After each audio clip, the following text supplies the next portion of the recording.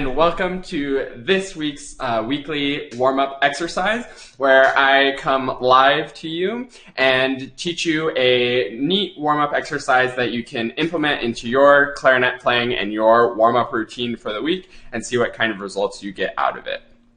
This week, I'm excited because we have another sort of combo exercise where normally all exercises fit into sort of like long tones, technique, or articulation. And those are the three categories of warm-ups that I think that you should do every single day in your daily warm-up routine. But this one today doesn't super cleanly fit into those three categories. It's sort of a hybrid of a technique exercise and an articulation exercise. So I'm really excited to be trying another one of these hybrid ones so you can see what kind of benefits you can get from the technique side when you focus on that and the articulation side when you're focusing on that.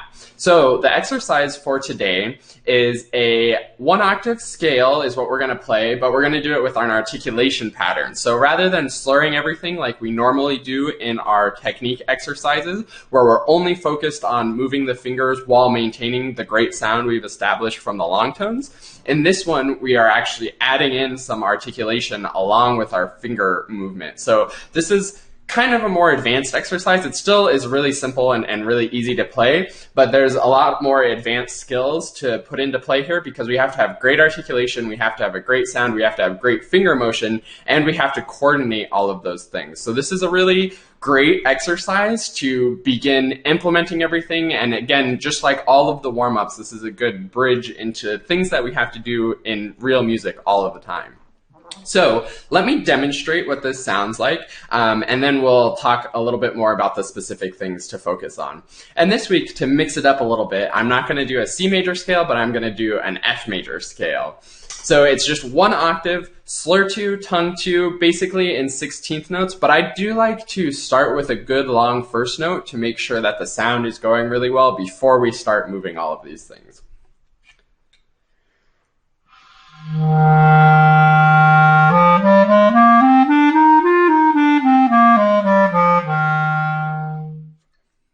Let me do that one more time.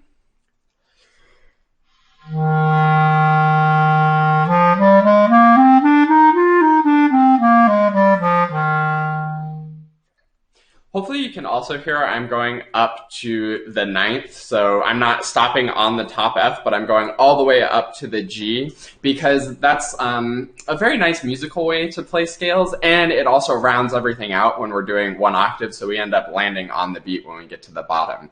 So with this, I hope you could also hear the articulation pattern I was doing, where I was slurring 2 notes and then tonguing 2 notes. When I hold the first note long, that's like the first 16th note or first 8th note I'm holding long. So the second note, the G, is still the second of the first slur 2 group. So it's long note, slur, tongue, tongue, slur, tongue, tongue, slur, tongue, tongue, slur, tongue, tongue, slur, or tongue, the last note.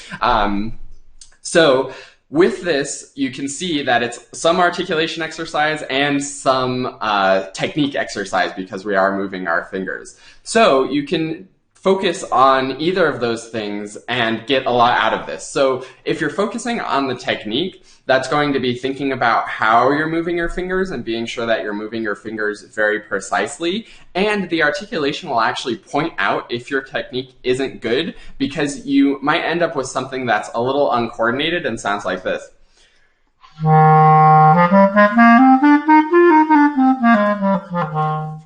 Where the tongue motion isn't always lining up precisely with the finger motion. So you might have moments where you're articulating like while your finger's moving and you get like a rather than and having that articulation happen right in between the finger motions. And you'll get some weird other things where you're not lining up and you don't feel like you know where the beat is. So make sure that you're always subdividing and thinking about this steady beat so that your fingers are moving really steadily and really evenly. A lot of times when we have that sort of where things don't seem to be lining up, we often want to blame our tongues, but actually most of the time it's really our fingers. Our tongues do a decent job of dee, dee, dee, dee, dee, dee, because that's what we're usually focusing on when we do one of these exercises. and it's actually our fingers that may be messing up the coordination. So that's what you want to focus on with the technique, is making sure your fingers are moving perfectly evenly and very precisely and in a nice, natural, relaxed way like I always talk about.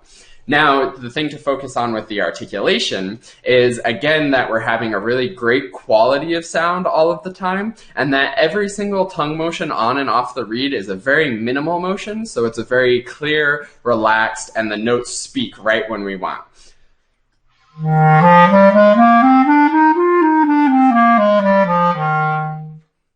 If there's an issue with your articulation, you might get some unclear tongue tune notes, so it'll be sort of like slur, flaw, flaw, slur, flaw, flaw, and it won't be super clear that we're tonguing. Slur, tongue, tongue, slur, tongue, tongue.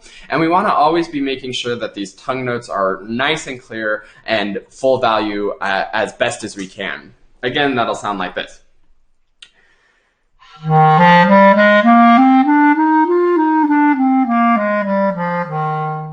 So always thinking about things being really nice and long, always the best sound coming out of the instrument, even when we're having to think about coordinating our fingers and coordinating our tongue motion.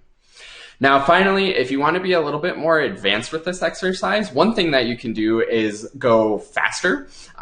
So that will make your fingers move faster and you'll have to coordinate more. And another thing you can do is do more octaves. So instead of just doing 1 octave and back down, you could do 2 or even 3 octaves and work on articulation in those higher notes. Or you could even do 1 octave but start on higher notes, so you're getting the practice on those higher notes with the harder to coordinate fingerings and the more finicky in their response with the articulation as well. For now, I'm just going to demonstrate doing it a little bit faster so that you can still hear how clean it comes out and how clear it is, even though it is a faster tempo. If, as you go faster, it loses clarity and loses great sound and coordination, then you're going too fast and wasting your time practicing that way. We always want to make it really comfortable and make it really high quality and gradually work that up while maintaining quality. And that's how you get better at playing. So just let me demonstrate what it sounds like when it's really nice and fast.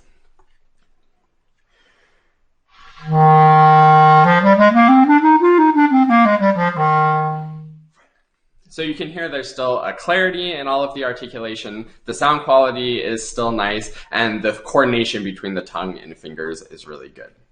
And that's about it for this exercise. I hope you've enjoyed this sort of hybrid exercise where we have to think about coordinating our fingers, coordinating our articulation, and maintaining a great sound. This is a great, still simple exercise, but you can see how much there is to get out of this warm-up exercise. And I hope that you enjoy getting as much as you can out of this while you implement it into your warm-up routine this week.